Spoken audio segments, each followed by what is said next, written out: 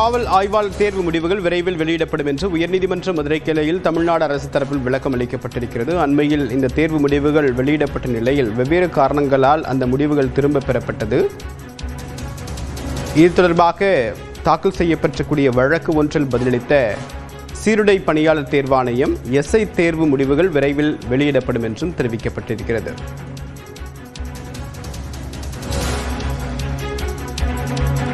விவரங்களுடன் ஈரானுடைய சிறப்பு செய்தியாளர் கருணாகரன், இந்த வழக்குடைய பின்னணி என்ன?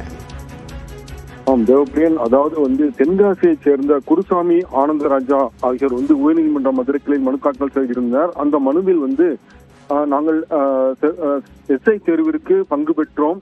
தற்பொழுது தேர்வு முடிவு வெளியாக உள்ள சூழலில் அந்த கேட்கப்பட்ட வினாக்களில் பாடத்திட்டத்தின்படி கேட்கப்படவில்லை. அந்த ஒரு 10 வினாக்கள்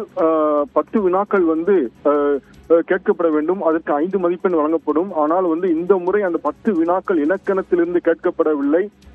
அது வேற ஒரு பாடத்திட்டத்தில் கேட்கப்பட்டுள்ளது, உளவியல் தொடர்பாக கேட்கப்பட்டுள்ளது. எனவே இந்த தேர்வை மறுதேர்வு நடத்த வேண்டும் என்று மனு தாக்கல் செய்திருந்தனர். இந்த மனு நீதிபதி புகழேந்தி முன்பு விசாரணைக்கு வந்தது. அப்பொழுது கடந்த முறை விசாரணைக்கு வந்த பொழுது அரசு தரப்பில் என்ன கூறப்பட்டது என்றால், அதாவது இந்த தேர்வு முடிவு வெளியிடப்பட்டது. உடனடியாக அது சில மணி நேரங்களில் அந்த முடிவு அறிவிப்பு திரும்ப பெறப்பட்டுள்ளது. சர்வரில் ஏற்பட்ட கோளாறு காரணமாக திரும்ப பெறப்பட்டுள்ளது என்று கூறப்பட்டது.